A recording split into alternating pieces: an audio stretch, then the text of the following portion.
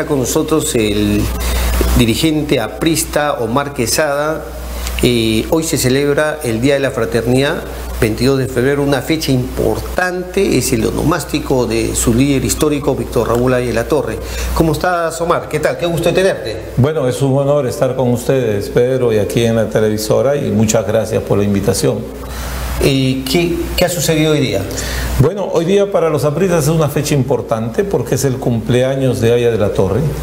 El año 1945 se instituyó en un gran meeting en el que después de haber pasado, habiendo sido un partido joven, y habíamos pasado persecución, prisiones y muchos asesinatos. En Chanchán el año 32 hizo una revolución y se asesinó cerca de 6.000 personas en Chanchán. Por eso es que Trujillo fue la cuna y para muchos la tumba de su aprismo.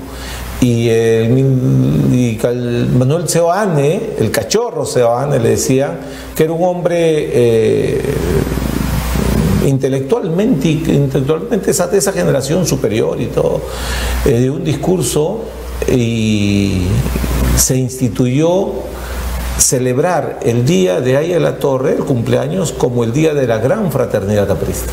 ¿Por qué? Porque a veces muchos de nosotros ni siquiera celebramos nuestros cumpleaños, pero el hecho de celebrar el cumpleaños de Aya de la Torre, habiendo sido un hombre que dio su vida, su servicio, su preocupación a la política, y que trató de mejorar la política y de hacer planteamientos que hasta ahora todavía siguen vigentes, y además mezclar con la tremenda humanidad, la cultura, la ternura, el amor de la Torre, para todos nosotros es una fecha muy memorable, ¿no? Además que la misma expresión de fraternidad tiene una connotación de amor al prójimo, de compañerismo y de todo. Este significado que no lo tienen otras celebraciones. Sí, él era era profundamente espiritual, Aya de la Torre. Él hablaba, por ejemplo, de que el hombre, de acuerdo a las mismas lecturas bíblicas, había sido el soplo de lo cósmico, porque nos hizo Dios de barro, y fue Dios el que con un soplo le dio vida al hombre. Entonces decía, nosotros tenemos energía. Y muchas veces en el año, por ejemplo, 34, el año que lo mataban a Manuel Arévalo, que era un dirigente de los cañaveleros de Trujillo, lo traían de Trujillo para Lima y le aplicaron la ley de la fuga. Lo hicieron bajar, lo hicieron correr, como quien busca su libertad, y lo asesinaron por la espalda, los esbirros, en ese tiempo de Benavides.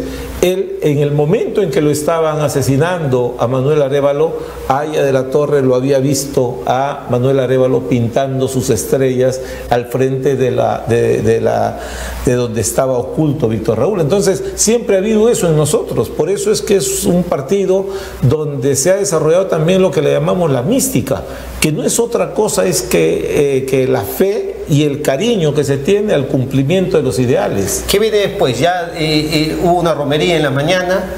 Ha habido celebraciones en la Villarreal, en la Universidad Villarreal. Sí, me acabo de venir de la develación del busto de Aya de la Torre en la Universidad de Villarreal. No, ¿por qué razón? Porque él fue el creador de la Universidad Villarreal. Encargó a los congresistas apristas, parlamentarios en la época del año 60, para que podamos tener una universidad que, así como San Marcos, también pueda darle profesiones que necesitaba el país a la gente más humilde. Y entonces tuvo como antecedente una universidad del centro, la Villarreal, y después fue Aya de la Torre el que llamó a los médicos, los profesionales, y a través del Congreso se creó la Universidad Nacional Federico Villarreal. Es decir, un hombre que pensaba siempre en la ciencia, que había desarrollado su amor a la cultura, porque él visitó desde muy joven las universidades de Oxford, Cambridge, estuvo en la Sorbona. Es decir, un hombre y además políglota, es decir, hablaba cerca de 7 idiomas, Aya de la Torre, un hombre para su tiempo preparado. En esa época no había internet, no estaba el mundo tan globalizado, pero tenía una visión con una conciencia histórica. Sí, porque cuando sucede la revolución de Trujillo el año 32 contra la dictadura de Sánchez Cerro y matan muchos de nuestros compañeros, él creo que ahí es donde logra conciliar el tema de la acción política con la voluntad que uno tiene de servir. Primero, nos decía ahí la Torre, hay que amar al Perú, porque solamente amando nosotros podemos buscar sus soluciones. Y entonces yo hoy día como homenaje en la madrugada puse algo que fue la última entrevista de la Torre, cuando le dicen ¿qué le ha dejado al país? Y él dice la voluntad de servir. Es decir, resume toda la acción política al servicio de la nación, al servicio de lo que es el Estado para poder mejorar las cosas, ¿no? Qué bien, Omar, que estés presente aquí, pero vayamos a tocar temas de fondo, temas de actualidad, que creo que es de alguna manera demanda de la opinión pública. Tú has sido exgobernador de Ayacucho, también has sido alcalde. Sí, en tiempos difíciles fui alcalde contra el terrorismo. Épocas del terrorismo, claro, ¿verdad? Supongo que ha habido de alguna manera situaciones de riesgo en esos momentos. Porque... Siempre hay riesgo, claro que volaron en la cochera de mi casa una vez, pero cuando uno está en la política con convicción no le tiene temor a eso. Y a eso iba.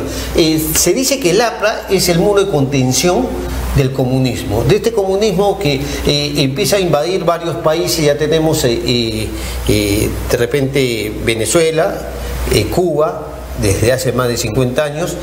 Y también, de alguna forma, ¿crees tú que el gobierno de Castillo fue un gobierno procomunista? Y si es que el APRA es de alguna manera la muralla donde el comunismo y sus ideas se detienen o se estrellan. Sí, a través de la historia el espacio popular se lo ha disputado gente de izquierda y el APRA.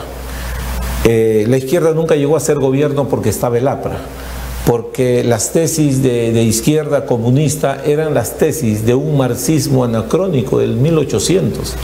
Allá de la Torre, cuando plantea su confrontación contra el comunismo, dice: las clases medias son las que tienen que dirigir la revolución. Los comunistas piensan que el proletariado. Ellos piensan en la lucha de clases, nosotros pensamos en la lucha de pueblos. Es decir, cuando ellos piensan en la persona como materia, nosotros pensamos en la persona como espíritu, y por lo tanto deben tener dignidad. Entonces, nuestras diferencias fueron tremendas, que siempre los combatimos en las universidades, en los sindicatos. Y no te olvides que cuando vino el terrorismo, mataron 1.400 dirigentes de mi partido. ¿Qué partido puede sobrevivir después de que maten 1.500, 1.400 cuadros políticos? Entonces, siempre los hemos confrontado. Y una de las cosas, como dices, es que Castillo no solamente fue pro-comunista, fue pro-dictadura. Es decir, quería gobernar a la fuerza. Y además de eso, con aquellos que habían manchado al país de sangre, como eran los senderistas o los neosenderistas. Yo me enfrenté al terrorismo y puedo decir con absoluta certeza que es una teoría antihistórica, antipopular, y que desangró al país y que a nosotros nos hizo más pobres, ¿no es cierto? Entonces, cuando pierde la guerra militar Sendero Luminoso, se convierte en una opción política extrema, pero se convierte también en los guardianes del narcotráfico. Ahora ya no hay terrorismo, hay narcoterrorismo, y ellos son los que en alguna forma financian todas estas actividades en las que Castillo fue el jefe. Ahora, ¿cuál es tu posición respecto a Dina Boluarte, la nueva presidente que por una sucesión constitucional está en el Ejecutivo? He escuchado voces que tú dices que debería renunciar. No, yo lo que he dicho es lo siguiente. Primero, Dina Boluarte es la sucesora constitucional. Y a la gente de la izquierda que ahora está o que estaba en las calles ya se cansaron porque se les acabó, creo, el sueldo que les pagaban o el dinero que les daban. Ellos votaron. Yo estaba en Ayacucho y retaba al Frente de Defensa, le decía que estaba gobernado por esta señora que está metida ahora en problemas por terrorismo, la camarada Cusi. Les decía: ¿por qué ustedes, si quieren hacer un paro para que vean si es que el pueblo les apoya o no les apoya, hagan un paro voluntario? Para que vean la cantidad de gente que va a ir a trabajar y les va a dar la espalda. Porque no es lo mismo convocar a un paro con una patota de bandidos que te llevan piedras con guaracas y con gasolina para incendiarte el negocio y asaltarte el negocio, y por miedo la gente puede cerrar, a un paro donde realmente se vea si es que ellos tienen o no tienen apoyo popular. Entonces, Dina Boluarte es parte de ellos. Y lo que yo he dicho es de que, oye, si no puedes gobernar, no puedes poner orden en el país, anda, vete. porque hay que ser conscientes, humildes, sencillos, pero sobre todo honestos cuando se detenta un cargo público. Si yo no sirvo para el cargo, mejor debo irme. Ahora, hay un detalle. Ustedes estaban a punto de inscribirse cuando se presentó una tacha contra la solicitud de inscripción del Partido Aprista, y quienes presentan esta tacha, personas que destacan por su militancia comunista, es Raúl Martín Noblecía Olechea, ex abogado de Pedro Castillo y representante legal de Evo Morales en el Perú, y Luis Roberto Barranzuela, quien fue ministro del Interior casualmente también de Pedro Castillo. Y argumenta esta tacha contra la solicitud de inscripción del PAC, pidiendo que no se inscriban. Sí, pues les duele, los atemoriza de que el APRA pueda tener una actividad legal, porque nosotros seguimos haciendo política. Es decir, nosotros tenemos trabajadores que están afiliados en la Central de Trabajadores del Perú, es una central que no hace política, pero hace una defensa gremial con ideas nuestras. Entonces, ellos están atemorizados de que el APRA pueda participar, porque lo que hemos visto, y yo le digo a la población, lo que hemos visto es lo que los comunistas quieren en el país. Ahora, vamos a decirle comunista como por de alguna forma vincularlos a lo que ellos dicen son marxistas, leninistas, porque de comunismo no han leído absolutamente nada. Tú has visto el nivel de preparación de estos tipos, no saben absolutamente qué cosa es el Estado ni para qué sirve. Lo que solamente hemos visto ha sido una retahíla de ladronzuelos incapacitados que se han metido al gobierno, y que en estos 2 años aquellos que votaron lamentablemente pensando que Castillo iba a ser un gobierno popular, se han dado cuenta de que quien más daño le ha hecho a los pobres en estos años ha sido Castillo. El que tenía un discurso populachero y demagógico, ese les ha hecho más daño al pueblo, porque ha estado en el poder, ha entrado seguramente con la esperanza de mucha gente que votaron por él, pero al mismo tiempo ha sido una tremenda y olímpica decepción. Ahora, se habla de renovación en el Partido Aprista, en el APRA. ¿Cuál es tu opinión, Omar? En el partido siempre hay renovación. Yo fui alcalde a los 27 años. Fui presidente regional a los 37 y fui secretario nacional de organización a los 33. O sea, había renovación. Los dirigentes que ahora están, en su gran mayoría, el 60 o 70%, son menores de 40 años. Esa es la renovación del partido, pero nosotros lo decimos, el joven no vale por ser joven en el APRA. Vale siempre y cuando sea joven y esté preparado, y por eso es que nosotros hemos tenido vinculación con el Partido Comunista Chino, donde han viajado compañeros a prepararse, en México también con el PRI y el PSOE en España. Es decir, los que se hacen en el APRA son cuadros políticos que saben lo que dicen y tienen una posición, no solamente en el tema político, sino también en el tema de gestión pública. Por eso es que invitamos a los jóvenes a que hagan política. Jorge el Castillo de alguna manera deslizó algunos posibles candidatos del Partido Aprista a la presidencia. Mencionó a González Posada, a Mauricio Mulder, si no me equivoco, a la ex ministra de Justicia, Rosario Fernández, entre otros más. Sí, hay varios. ¿Cuál crees tú que debe, o quién crees tú que debe ser el candidato del APRA? El que las bases del partido elijan en un Congreso Nacional, en una convención. ¿Por qué? Yo voy más allá que Jorge. Un dirigente aprista que se ha formado en el partido tiene conocimiento vasto sobre lo que debe hacer en el Estado. Pero para ser candidato se conjugan varias cosas, capacidad, prestigio, etcétera, y también llegada con las bases. Y también hay otro factor, que le caigas bien a la población. Puede ser un sabio, pero de repente eres, como dicen, un ceviche sin ají y no pasa nada. O puede ser de repente un tipo como Castillo, ¿no? Castillo nunca hubiera sido candidato, ni siquiera alcalde distrital en el APRA, porque el nivel de competencia al interior de mi partido es fuerte. Es fuerte. Ayer he estado yo, por decirte, en Chorrillos, después he estado en Villa El Salvador, antes he estado en San Juan del Urigancho, y veo los compañeros, son gente profesionales, de clase media, de muy humildes, pero que tienen una preparación político y que saben lo que dicen. Entonces, cualquier cuadro del partido que ha llegado a una dirigencia nacional está capacitado para poder verbalizar un programa social, una agenda programática que beneficia a los más pobres. Escuché decir por ahí que en el APRA nadie quiere quedarse en la banca. ¿Cuáles son tus aspiraciones políticas? Mis aspiraciones es servir a mi pueblo y servir a mi partido. Pero ya me ha dado a mí el partido, yo le digo a mis hijos, a mí el partido me ha dado todo lo que tengo, todo lo que soy, porque no solamente me ha dado el orgullo de ser ciudadano y de buen ciudadano, sino sobre todo de la personalidad que uno tiene, tanto para poder rechazar empleos cuando vienen de adversarios políticos, como para poder mantener siempre una línea y una posición. ¿Y cuándo fue la última vez que hablaste con Alan García?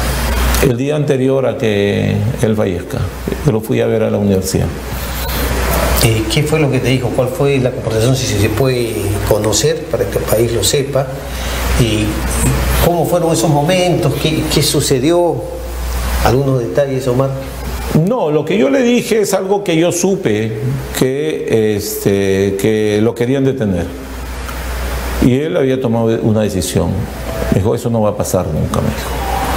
Yo estaba preocupado, yo he tenido la suerte y el privilegio. En esas palabras no pudiste adivinar lo que decía, porque si tú le dices, Alan, es muy probable que te detengan, y él te refiere que eso no va a pasar nunca. ¿Pudiste adivinar algo que se venía, o lo tomaste como que hablaba de una defensa legal, o de repente... Es bien complicado lo que me preguntas, porque yo he tenido el privilegio de estar los 20 años últimos cerca del presidente. Conocía su amor, pero también conocía su decisión. Si en caso pudiera haber como hemos visto, una decisión judicial absolutamente injusta y preparada con ese fin.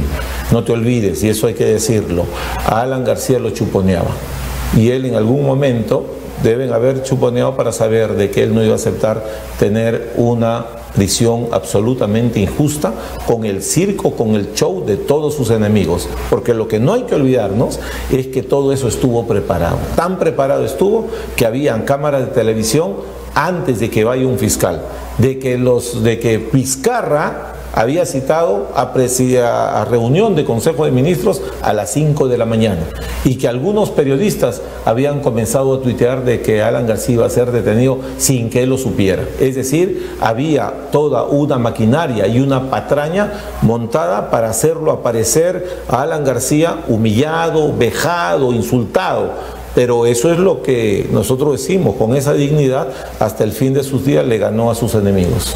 Muy bien, Omar Quesada, te agradecemos la presencia en Criados por Lobos, y ya para irnos rapidito, nomás, y ¿qué puedes decirle al país? Tú has sido una autoridad en la gobernación, también en la alcaldía, pero como aprista, no solamente un mensaje a los apristas, sino al país como... Sí, yo quisiera decirle a la población que no tengan temor de estas crisis que hemos vivido, de los apedreamientos de los locales públicos, del asalto a comisarías. No hay que tener temor, pero hay que ser conscientes. Ese es el comunismo.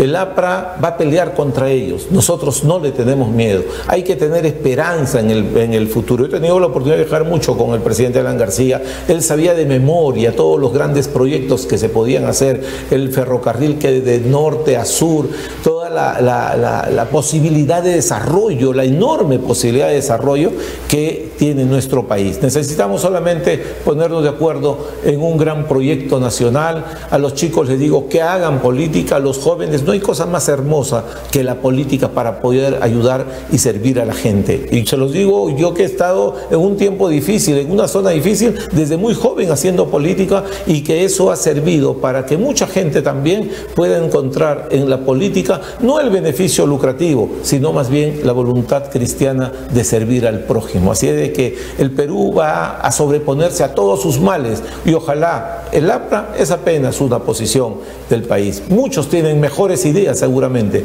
pero el valor, las ganas de trabajar por nuestra patria, aquí está, y se lo digo hoy, que es el Día de la Fraternidad, que es el cumpleaños del hombre que realmente ha significado todo lo que es un pensamiento avanzado en su tiempo y que ha sido ejemplo de honestidad, de cariño, de sacrificio, de amor por el Perú.